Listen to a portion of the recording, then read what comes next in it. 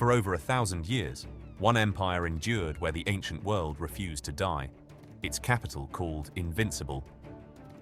This is the story of its final emperor, Constantine XI, the last man to wear the Roman crown.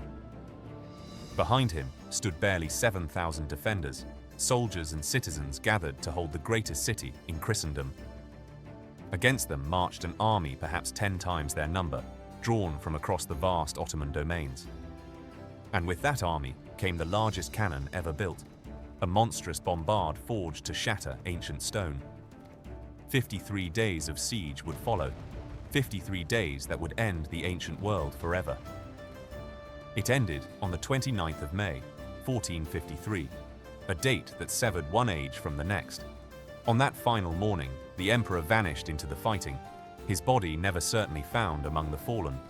Hours before, beneath the Great Dome, priests had sung the last Christian service the city would ever hold. How could a city unconquered for 1,000 years, ringed by the mightiest walls on earth, finally fall? To understand the ending, we must return to the beginning, to the founding of a second Rome. In the 4th century, the Emperor Constantine chose a small Greek town upon the Bosphorus for his capital. Here, where Europe meets Asia, he raised a city and named it, according to the chroniclers, New Rome. The world came to call it Constantinople, the city of Constantine, jewel between 2 continents and 2 seas. When Rome in the west collapsed, the empire did not die. It endured here in the east. For 1,000 years more, emperors ruled from this shore as the true heirs of ancient Rome. They called themselves Romans still, though they spoke Greek and prayed in the Orthodox Christian rite. Constantinople became the richest city on earth, its markets heavy with silk, gold, spices, and relics. Merchants from Venice, Genoa, and the distant east crowded its harbors along the sheltered Golden Horn. Ambassadors who entered its gates wrote of wonders, of palaces and gold that dwarfed their homelands. At its heart rose Hagia Sophia, the Church of Holy Wisdom, its vast dome seeming to float on light. For 9 centuries, it was the largest church in the world, the beating heart of Orthodox Christianity. But the true marvel was the walls. 3 great lines of ramparts and towers guarding the landward side. The Theodosian walls, raised in the 5th century, had turned back every army that ever dared them. Avars, Arabs, Bulgars and Rus had broken upon that stone. For 1,000 years it held. Men called her the Queen of Cities, the God-guarded city, believed by many to stand until the world's end. Yet by 1453, the Queen of Cities was only a shadow of the empire she once ruled. Plague, civil war, and crusader sack had hollowed her. Her provinces gone, her treasury empty. Where 1 million had once lived, perhaps 50,000 now remained among ruins and abandoned fields within the walls. The empire had shrunk almost to the city alone, waiting, aging, as a younger power gathered against it. By 1453, Constantinople had become a shadow of its former self, yet once it had stood as the world's greatest city. In the year 330, Constantine the Great consecrated it as New Rome, a Christian capital born to rule an empire. For over 1,000 years, it stood as the bulwark of Europe, guarding the continent against invasion from east and north. Its greatest shield was stone, the triple Theodosian walls, ringing the landward side in layered ramparts and a flooded moat. Behind moat, outer wall, and towering inner rampart, no army for 1,000 years had broken through by force. Persians and Avars hurled themselves against these ramparts and shattered. The city held while the world around it burned. Arab fleets besieged it. Rus longships came down the straits, yet siege after siege recoiled from the unconquered walls. But the deadliest blow came not from the infidel, but from fellow Christians sworn to defend the faith. In 1204, the Knights of the Fourth Crusade turned upon the city, storming its walls from the sea. For 3 days they sacked it, plundering churches, melting altars, carrying its treasures west to Venice and beyond. It was a wound the empire never healed, the realm fragmented, its unity and its wealth forever broken. Though the Greeks reclaimed their capital decades later, they inherited only ruins and a hollow crown of vanished power. By 1453, the empire had shrunk to the city itself and a few scattered scraps of coastal land. Where perhaps 500,000 souls once thronged, now barely 50,000 remained within the vast circuit of walls. Whole quarters lay in ruins, abandoned to silence, their broken houses crumbling beneath ivy and the weight of years. Inside the ancient ramparts, vineyards and grain fields spread across empty ground, as if the countryside had crept into the city. Poverty gnawed at what remained. The imperial treasury stood empty, the once golden court reduced to threadbare ceremony. The empire survived on the sufferance of Italian merchants, its trade and its coin in foreign hands. Venice held its markets, while Genoa ruled from Galata, its fortified colony across the water of the Golden Horn. There, beyond the harbour, the Genoese towers rose richer and busier than the fading capital they overlooked. Yet poverty was not the empire's deepest wound. A rift of faith divided it from any hope of rescue. For centuries, the Christian world had split in two, the Orthodox East and the Catholic West, sundered by schism. The emperors saw only one salvation left: to submit the ancient church to the authority of the Pope in Rome. In desperation, they hoped that union with the Latins might purchase the armies and fleets to break the coming siege. But the people recoiled. To bow before Rome felt a betrayal of the faith their fathers had died defending. In the streets, a bitter saying spread: better the Sultan's turban than the cardinal's hat within the city. So the capital stood divided against itself, its faith at war within, its walls guarded by too few hands. A great city grown old, poor, and lonely, clinging to the memory of an empire that was almost gone. And while Constantinople withered slowly behind its crumbling walls, the world beyond them had not stood still. For all around the dying city, a new and rising power had grown, vast, hungry, and ready to strike. Over a century, the Ottoman Turks had swallowed Byzantine lands, province by province, closing in like a slow tide. They crossed from Asia into Europe, planting their banners on Christian soil the emperors could no longer defend. City after city fell until the great capital stood alone. Its territory shrunk to little more than its walls. By 1453, Constantinople was an island in an Ottoman sea, encircled on every side by a rising empire. The Turks held the roads, the coasts, the countryside. The old Roman world had narrowed to a single besieged point. In 1451, a new sultan took the throne.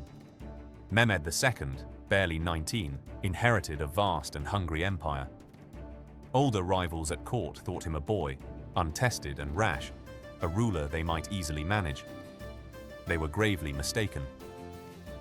Behind the young face lay a mind cold, patient, and relentless in its ambition. He spoke several languages, read history hungrily, and studied the campaigns of Alexander and Caesar for lessons in conquest.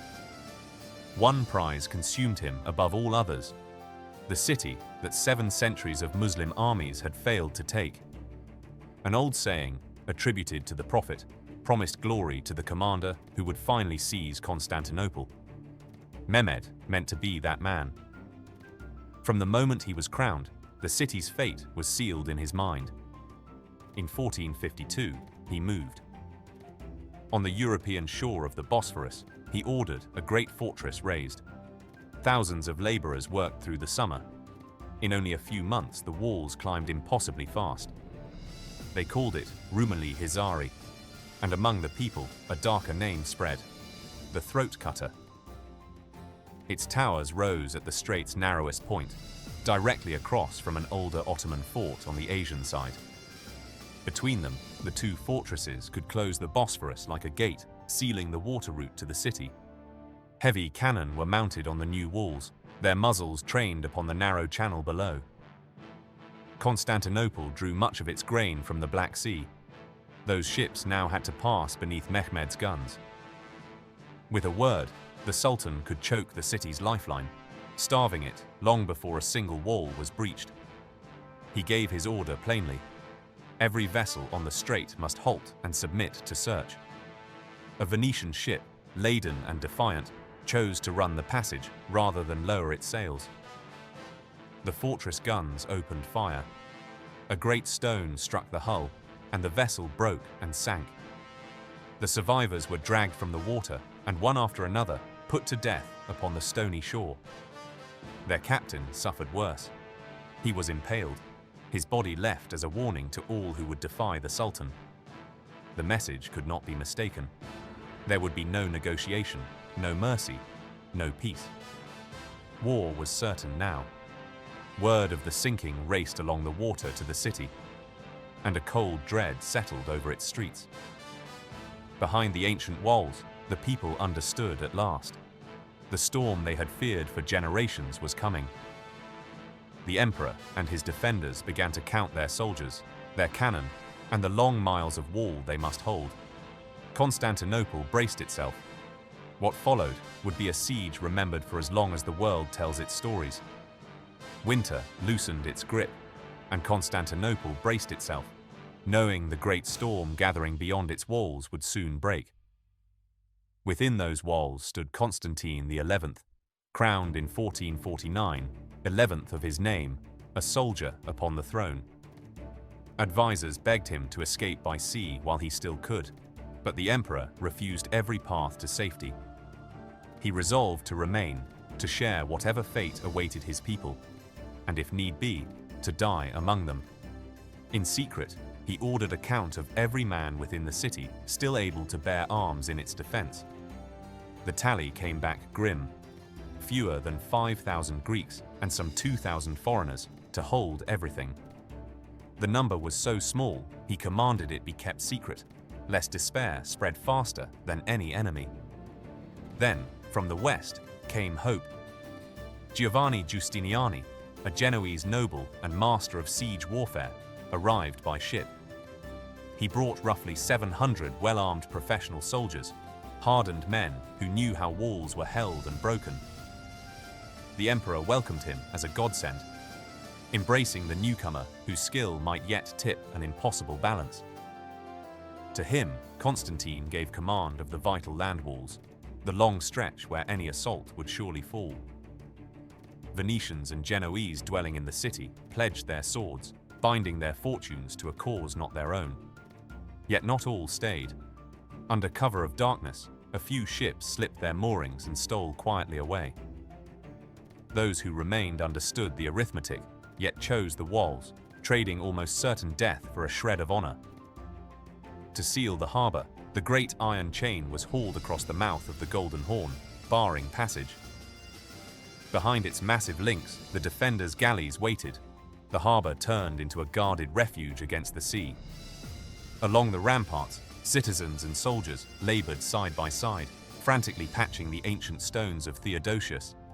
Women and children carried baskets of earth and rubble, filling breaches where the centuries had worn the walls thin. The city's few cannon and archers were parceled thinly across miles of rampart, never enough to cover it all. Giustiniani walked the outer wall by torchlight, judging each weak point, positioning his men where the blow would land. To court the West's aid, a controversial union service was held beneath the vast dome of Hagia Sophia. Many faithful recoiled, for the union with Rome had split the city between survival and the old, cherished faith. An aged priest raised the chant, his voice trembling over a congregation caught between hope and bitter grief. Frightened families knelt in candlelight, praying for deliverance, their faces lifted toward icons that had guarded them for centuries. A young woman pressed a small icon to her heart, whispering for a dawn she feared might never come. Across every quarter, the bells fell silent, and the whole city seemed to hold its breath in the dusk. Constantine climbed the ramparts alone at nightfall, looking east across the darkened land toward the waiting, silent horizon.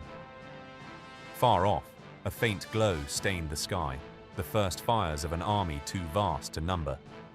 At last, the horizon moved. The Ottoman host advanced, banners and dust rolling toward the walls like a tide.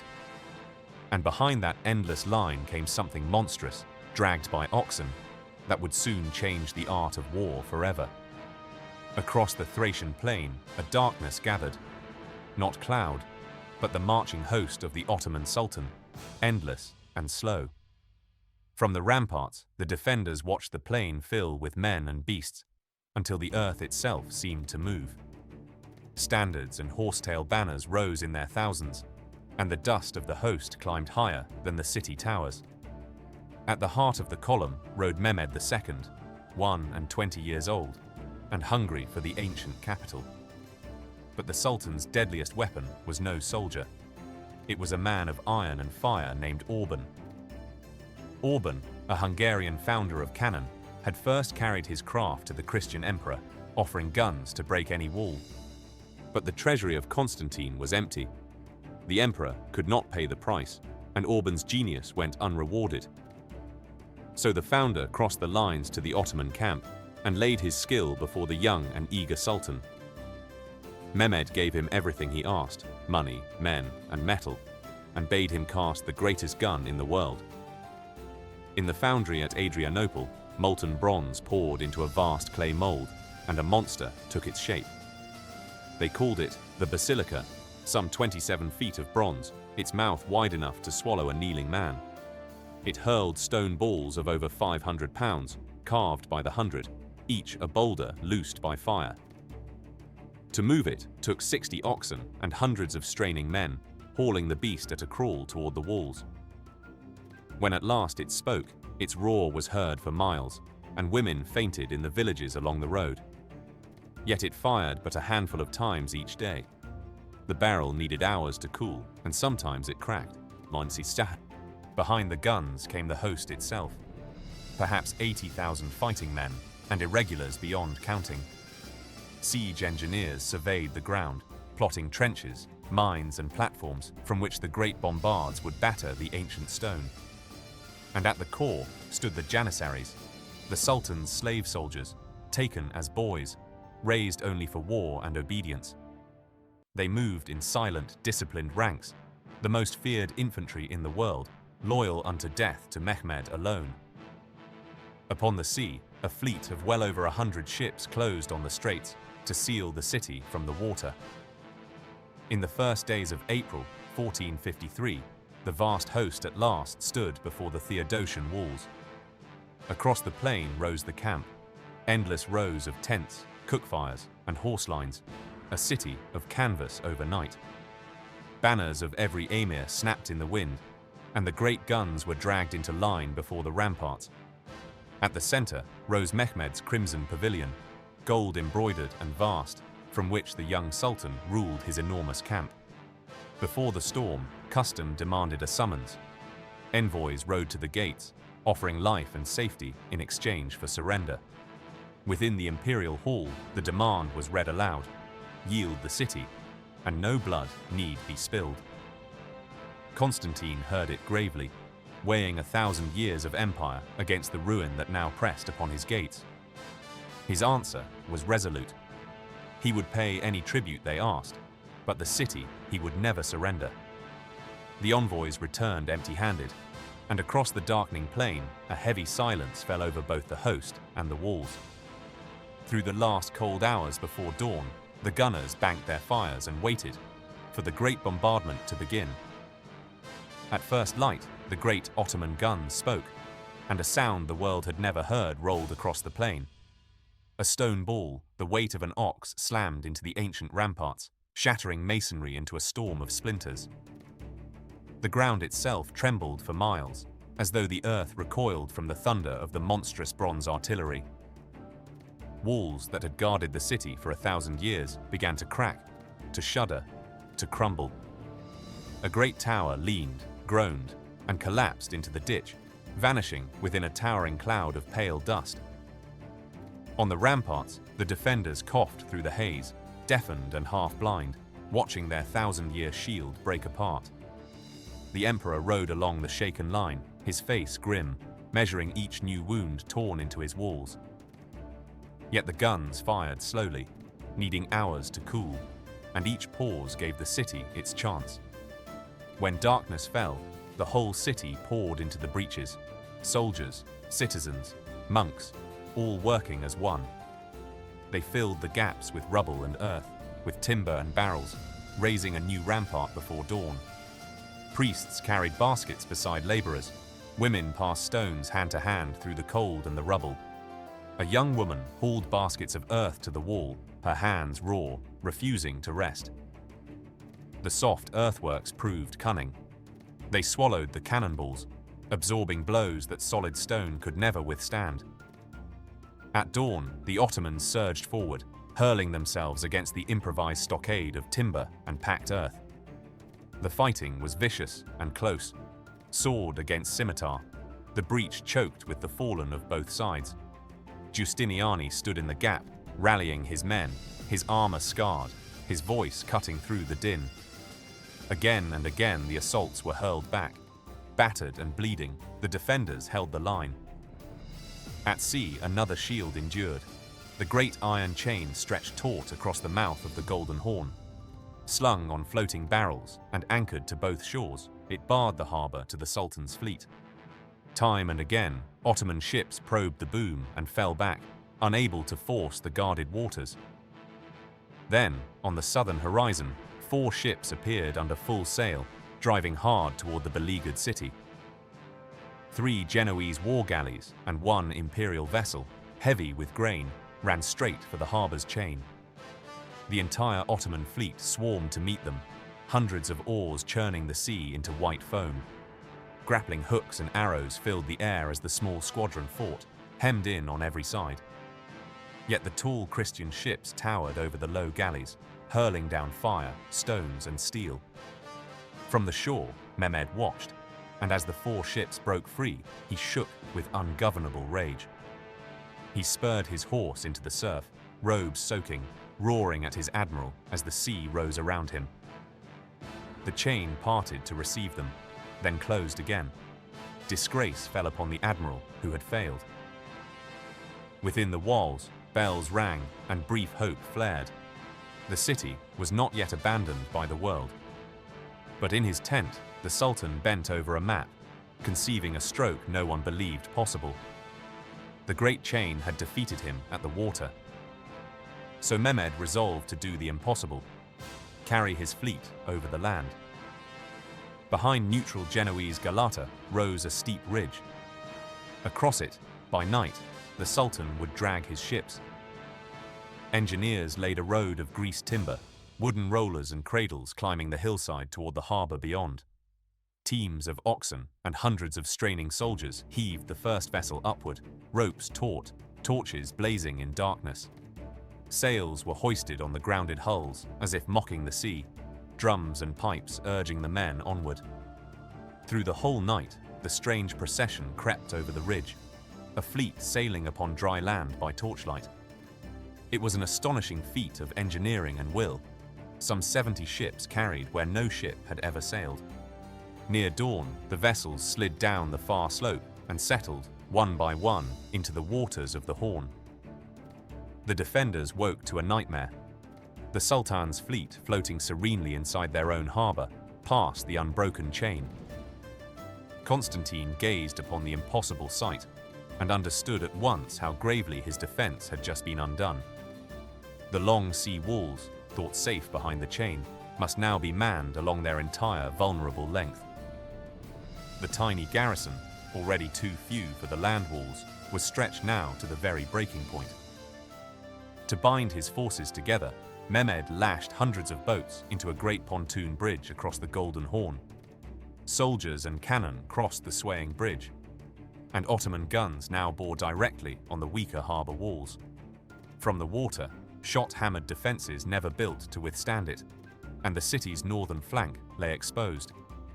Yet the fiercest struggle now moved unseen, beneath the earth, where the war descended into darkness and silence. Ottoman miners, Serbian silvermen, dug tunnels toward the walls, hoping to bring the ancient foundations crashing down. The defenders answered with a skilled engineer, remembered as Johannes Grant, who listened for the scraping in the ground. Guided by trembling water and vibration, his men dug countermines to intercept the enemy tunnels far below. When the tunnels met, the defenders flooded them, collapsed their roofs, and burned the miners with fire and smoke. In cramped, choking galleries, men killed one another in the dark, and every Ottoman mine was found and destroyed. Beneath the walls, at least, the defenders held, but above ground, their strength was ebbing away by the day. Weeks ground on. Food ran short, and hunger gnawed at soldiers and citizens crowded within the failing city. Sleepless nights on the ramparts wore the defenders thin, exhaustion hollowing their faces beneath the endless roar of guns. Bitter quarrels flared among Greeks, Venetians, and Genoese, old rivalries poisoning the unity the desperate defense required. Constantine moved among them, pleading, reconciling, binding proud and frightened men to a cause that grew more hopeless. By land and sea, and beneath the earth, the noose drew tighter, and no rescue came from the west. As May drew toward its end, a heavy dread settled over the city like a shroud upon the living. Even the heavens seemed to turn against them, the sky darkening, and men whispered of signs and coming judgment. And in those final days of dread, the people turned to their God, and to omens no one dared explain. By late May, a heavy dread had settled over the city, and the weary defenders on the walls sensed the end approaching. The city clung to an ancient prophecy. Constantinople would never fall while the moon rode full in the night sky.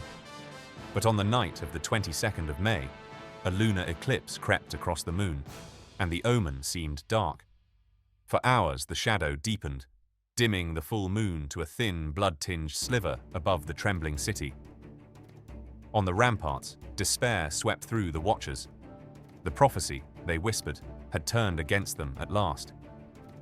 Seeking heaven's mercy, the people gathered for a solemn procession, bearing their holiest relics through the narrow streets. At its heart, priests carried the most sacred icon of the Virgin, protector of the city for 1,000 years. Then, without warning, the heavy icon slipped from the hands of its bearers and pitched toward the ground. It struck the earth and sank into the mud, and a groan of horror ran through the crowd. As many hands strained to raise it, the panel seemed strangely leaden, as if unwilling to be lifted. Almost at once the sky blackened, and a violent thunderstorm broke over the terrified marchers. Hail and torrents of rain flooded the streets, scattering the procession and drowning the sacred rite in confusion. To the drenched and shaken people, no sign could be plainer. Heaven itself was turning away. The following night, watchers swore a strange, unearthly light shimmered and played about the great dome of Hagia Sophia. Slowly, the radiance gathered, then rose from the dome and climbed into the darkness overhead. When it vanished into the heavens, many were certain the divine presence had forsaken the doomed city. Beyond the walls, in the Ottoman camp, Mehmed summoned his commanders to a fateful council of war. Cautious viziers, wary of Christian relief, urged the young sultan to lift the siege and withdraw. But his bolder captains and his own unbending will overruled them. There would be no retreat. Mehmed fixed the date of the final, all-out assault, staking everything on one overwhelming blow. To rouse his host, he granted the ancient right, 3 days to plunder the city once it fell. Within the walls, on the night of the 28th of May, the divided city set aside its quarrels. Orthodox and Catholic, Greek and Italian, gathered together at last in Hagia Sophia for one final service. By flickering candlelight, priests intoned the ancient liturgy, and the vast church filled with prayer and quiet weeping. Constantine rose before his commanders and spoke of duty, faith, and the sacred city they were sworn to defend. With grave humility, the emperor begged forgiveness of any man he might ever have wronged. Then he received communion, like a man preparing for death, and quietly made his peace with God. As the service ended, the emperor and his captains returned through darkened streets to their posts upon the walls. A hushed city held its breath, and through the last hours of night, only prayers and distant hammering could be heard. In the deep darkness before dawn on the 29th of May, the defenders waited, and the great assault was about to break. Well after midnight, the Ottoman camp fell silent. and along the walls the exhausted defenders waited in the cold darkness before dawn. Then Mehmed gave the signal, and the whole line erupted with trumpets, drums, and the roar of massed men. First he hurled his irregulars, the Bashi Bazouks, a howling mob driven forward against the ruined stockade in the dark. They were meant to tire and bleed the defenders, and they fell in heaps beneath the walls, yet still they came. Behind them stood officers with whips and iron maces, driving the waverers back into the killing at the ditch. For 2 hours the irregulars battered the defense, and though many broke through gaps, the weary defenders cut them down.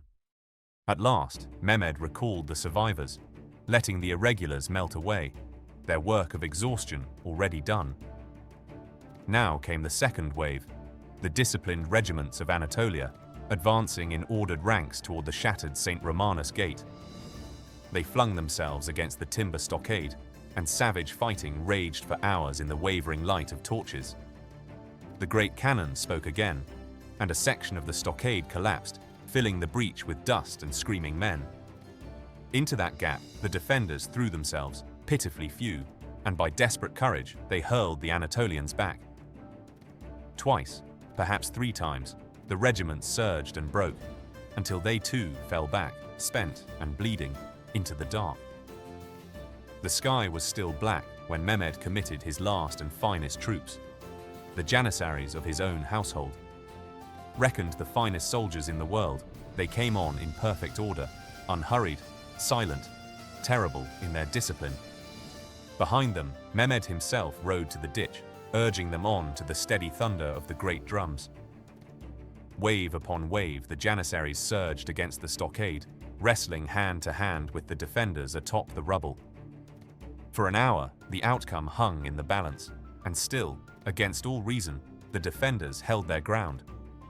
And then, in a single fatal hour, 2 disasters fell upon the city almost together. Near the palace, a small sally port, the Kerkeporta, had been left unlocked in the confusion of the night. Some 50 Ottomans found it, slipped inside, and fought their way up the stair onto a tower above. There they raised their banner, and the sight of that flag on the wall sent a tremor of panic below. At that same moment, Giustiniani, who had held the breach all night, was struck down by a shot. The ball pierced his armor, and gravely wounded, in great pain, he begged to be carried from the wall. Constantine implored him to stay, but the wounded captain was borne away, and his Genoese followed, abandoning their posts. Their withdrawal tore a gap in the line, and the Janissaries, sensing collapse, poured into the undefended breach. A giant Janissary, named Hassan, it is said, first gained the rampart, and though he fell, others swarmed after. Seeing that all was lost, Constantine stripped off his imperial regalia, casting aside the purple that marked him emperor.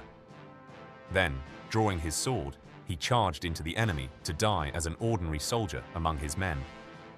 His body was never found, and so the last Roman emperor vanished from history and passed into legend.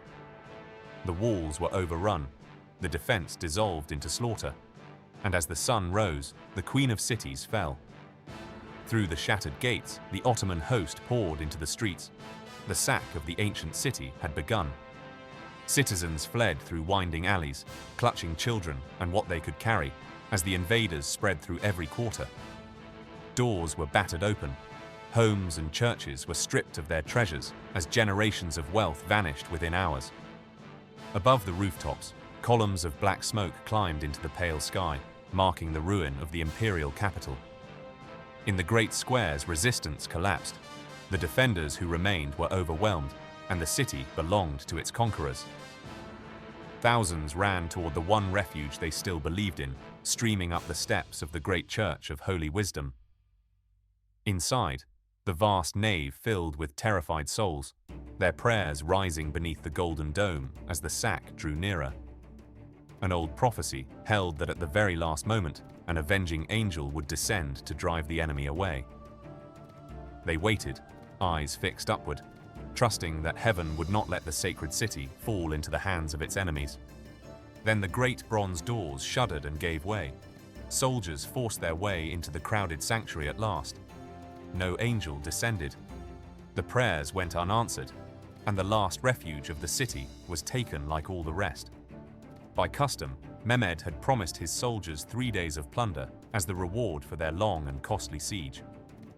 Yet grieved, it is said, by the ruin of the city he had so long coveted, he reportedly cut the plunder short.